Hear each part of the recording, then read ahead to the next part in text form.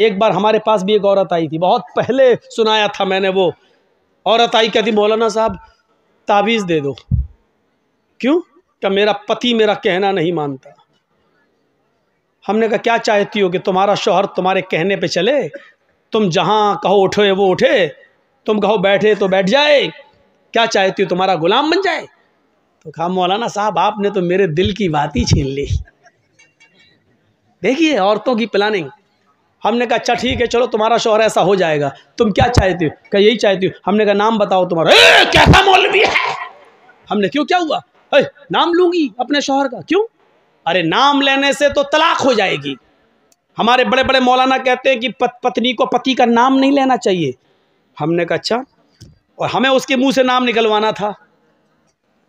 तो मैंने कहा कि अच्छा ऐसी बात है। हमने कहा जब तक तुम नाम नहीं बताओगी तो तुम्हारा पति तुम्हारा गुलाम कैसे बनेगा? ताबीज में नाम लिखा जाएगा, तभी तो तुम्हारा पति तुम्हारा गुलाम बनेगा। कहते अच्छा ये बात है कि हाँ। बुलाती है अपनी छोटी सी बच्ची को, वहाँ लला ललो बोलते हैं बरेली में। लड़के को लला, लड़की को ललो। ललो इधर आ। हाँ क्या, तेरे पापा का क्या नाम है? बच्ची कहती है रहमतुल्लाह। मेरे पापा का नाम रहमतुल्लाह। हमने कहा रहमतुल्लाह? हाँ हाँ हाँ हाँ। हमने कहा ये तो रहमतुल्लाह बता रही है कि हाँ यही नाम है। हमने कहा क्या नाम है? कहा यही जो बताया बच्ची ने। फिर भी नहीं बोल रही, वो भी बड़ी ढीठ है। तो हमने कहा क्या नाम है? ये बच्ची सही से नहीं बोल रही कि वही बोल रही है। सही है क्या?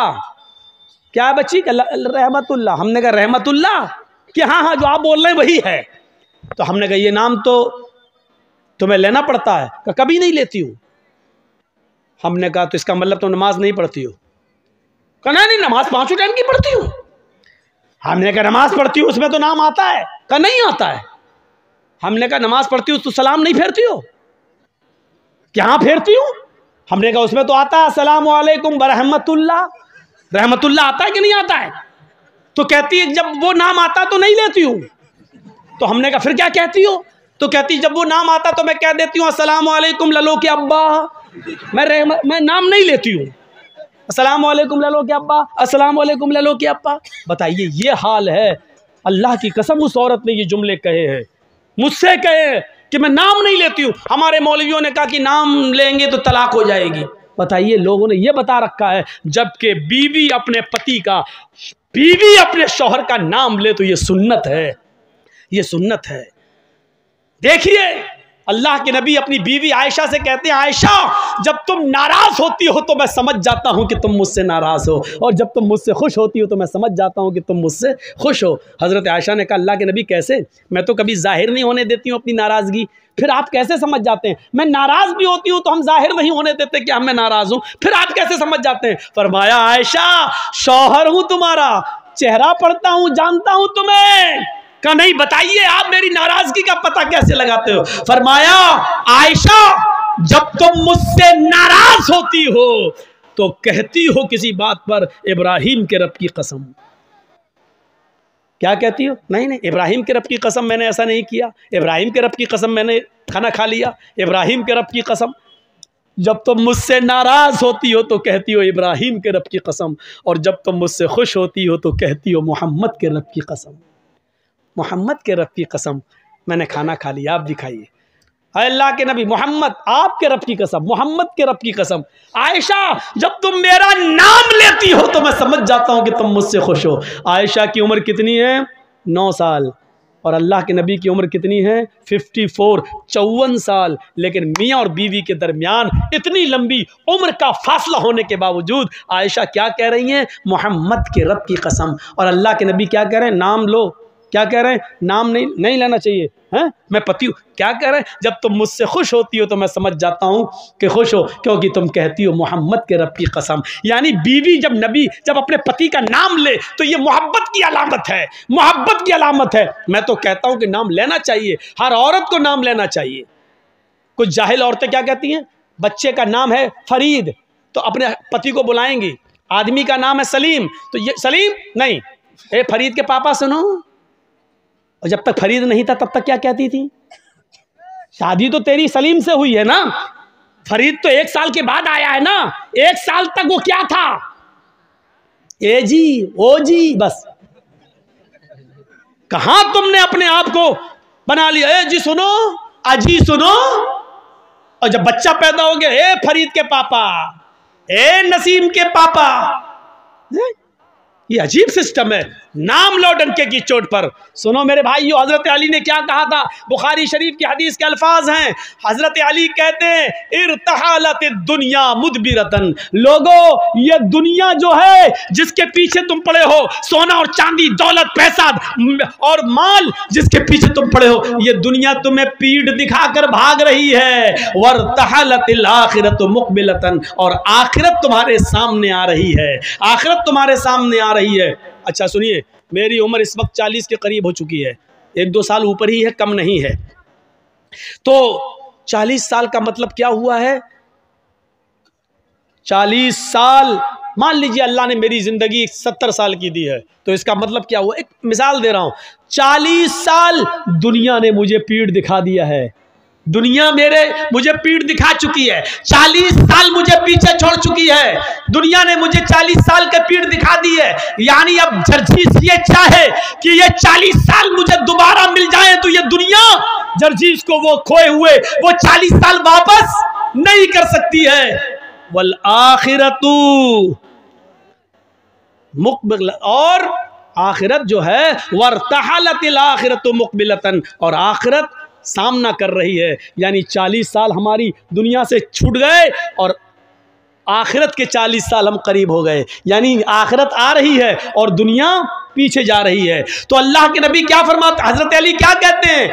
दुनिया दुनिया दुनिया पीठ दिखा रही है, आखिरत तुम्हारा मुकाबला कर रही है। दुनिया जैसे जैसे तुम्हें छोड़ती जा रही है, आखिरत वैसी वैसे तुम्हारे करीब आती जा रही है। और इन दोनों में से हर एक के बेटे, हर एक की औलादें, यानी दुनिया के भी बेटे और आखिरत के भी बेटे, दुनिया के भी बेटे हैं और आखिरत के भी बेटे हैं। वलिकुल्लि वाहिदतिन मिनहुमा बनून, इन दोनों में से हर एक की औलादें हैं। दुनिया की भी औलाद है और आखिरत की भी औलाद है। तकून कूनू कूनू मिन अबनाइल आखिरा, आखिरत की औलाद बनो। वला तकूनू मिन अबनाइद दुनिया, दुनिया के बेटे मत बनो, दुनिया की औलाद मत बनो, दुनिया की औलाद मत बनो। यानी दुनिया की दौलत में मत फंसो, सोने और चांदी के पीछे मत पड़ो, बल्कि आखिरत की औलाद बनो। यानी आखिरत कमाओ, एक एक नेकी को गनीमत जानो, एक एक सवाब के काम को करो, एक एक अच्छा काम करो, आखिरत की औलाद बनो। सुनो, इसके बाद हजरत अली क्या कहते हैं? दुनिया की औलाद मत बनो, आखिरत की औलाद बनो। इसलिए कि फ़इन्नल यौमा अमलुन वला हिसाबा व गदन हिसाबुन वला अमला। इसलिए कि आज इस दुनिया में अमल है, हिसाब नहीं है। इस दुनिया में अमल है, हिसाब नहीं है। यानी तुम जो भी करोगे तुमसे कोई हिसाब किताब नहीं लिया जाएगा। दुनिया में नमाज पढ़ोगे, तुमसे हिसाब किताब नहीं लिया जाएगा।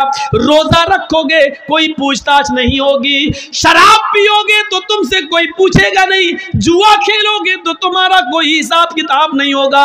अब ये तुम्हें सोचना है कि नमाज पढ़ना है, रोजे रखना है, हज करना है, ज़कात देना है, मदरसों में चंदा करना है या नहीं देना है या नहीं, ये सारी चीजें तुम्हें सोचना है। तुम्हें सोचना है, या शराब पीना है, जुआ खेलना है, ज़िना करना है, क्या करना है, ये तुम्हें सोचना है।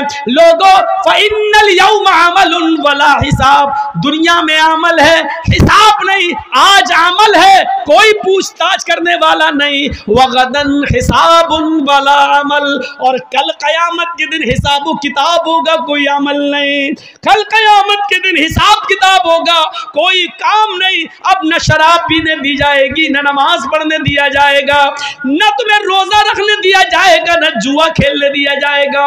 कल सिर्फ हिसाब ही हिसाब होगा, कोई अमल नहीं होगा।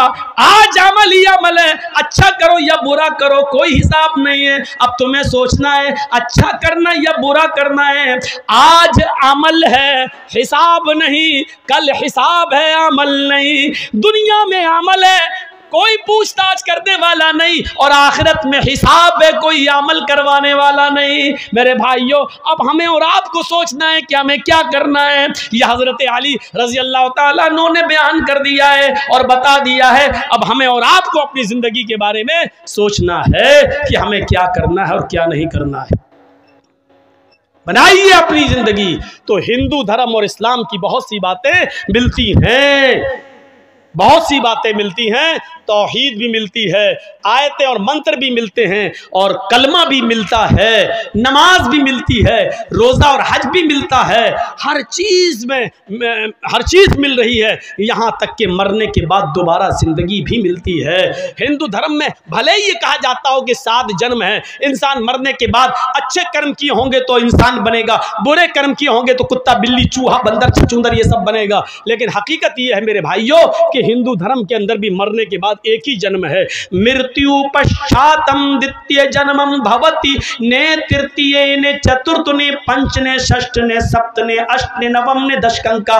मरने के बाद तुम्हारा एक दूसरा जन्म होगा, न तीसरा, न चौथा, न पांचवा, न छठा, न सातवां, न आठवां, न नवा, न 10वां। यानी मरने के बाद तुम्हें दोबारा इंसान बनाया जाएगा, तुम्हें इंसान की शक्ल में दोबारा लाया जाएगा। तुम कुत्ता, बिल्ली, चूहा, बंदर नहीं बनोगे।